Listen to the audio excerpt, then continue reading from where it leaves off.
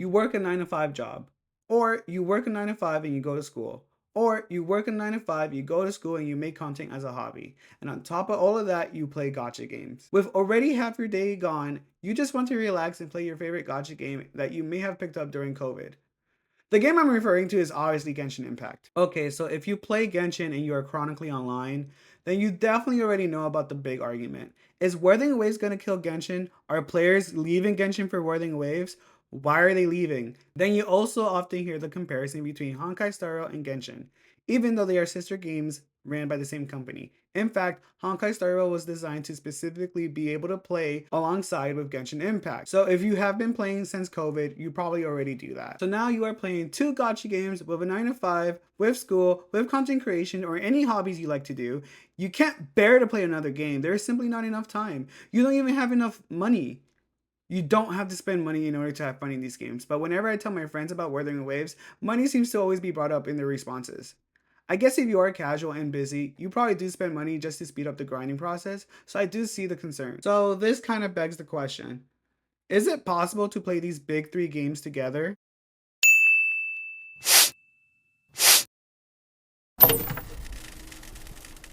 Okay, let's talk about the big three. Genshin, Honkai Star Rail, and Wuthering Waves. There are definitely a lot more games competing, but these three games are the ones that I see people talk about the most.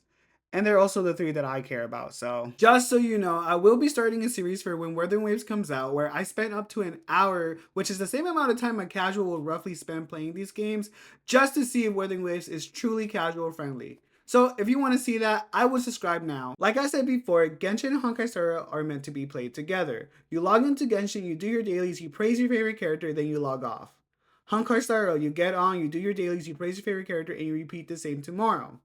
You definitely do this if you are a veteran and stuck in a dry patch. A dry patch being an update that typically has no new plot in the game's story. Because these games do have stories.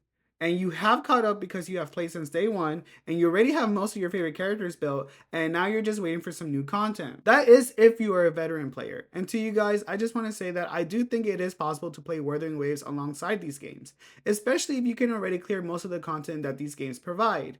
And even if you are not in the Genshin hate train, I definitely will give Wuthering Waves a try. But if you are a new player, oh boy.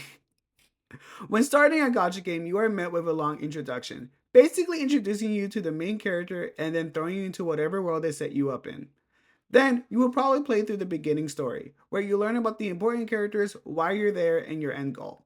On top of that, you are collecting characters, which is why we have the term gacha, trying to get them stronger by leveling them up and giving them great equipment.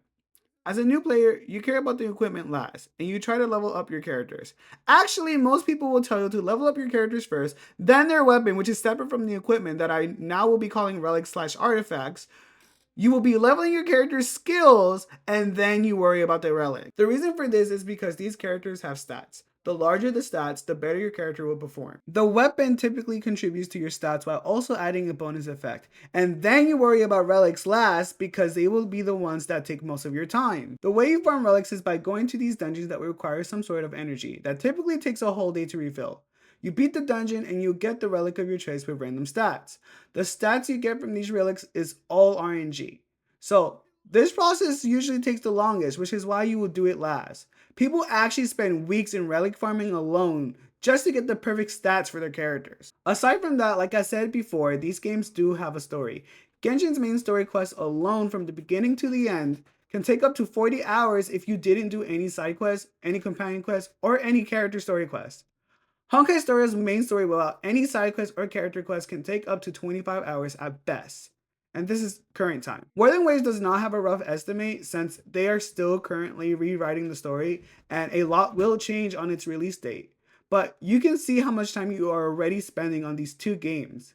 It's a lot to get done. So can you play these three games all at once? Well, this all depends on you. Do you like these games enough to follow through? Do you care about rushing through everything to catch up with everybody else? Do you care about being the best? Do you care about building the best character? Do you even like gacha? These are all questions you should be asking yourself. I'm gonna say it again. If you are a veteran, Picking up a third game probably wouldn't hurt you as much. Genshin's dry patches usually last up to a month and a half or sometimes longer depending on if we are getting a new map or more main story quests. Honkai Star Rail patches are usually sweet and simple, and you can finish any of their new content within a week of play. Most people actually play Honkai Star Rail when there is nothing else to do for them in Genshin Impact, but often I find myself not having to do anything in both. That's why I think Wuthering Waves is a good game to add on your list, because while there's a dry patch on both of these Hoyoverse games, you can spend your time on Wuthering Waves, collecting monsters, exploring, and playing through side quests. Actually, I can't believe I forgot to mention this. In Wuthering Waves, most of the dialogue are going to be skippable. This means if you plan on playing this and you want to rush through, you can. That way, if you don't have enough time or you just want to get somewhere quick, just press one button and boom, you cut your time significantly. For my new players, I'm not going to tell you which game is better. I'm not going to tell you to abandon one game for another. That is not what this video is for. No, we want to see if it's possible to play these games together. And my most honest opinion is, it is going to be hard. So, how much time do you have? How much money are you willing to spend? And is it even that urgent for you to play another game? Are you content? If you are satisfied with what you have now, then you can stop watching the video now and move on and see you on the next. But if you are thinking about it, definitely give all three a try and see which one you like the most. You definitely have a unique set of options here. Fantasy, sci-fi, and an apocalyptic wasteland. So, which one you're picking?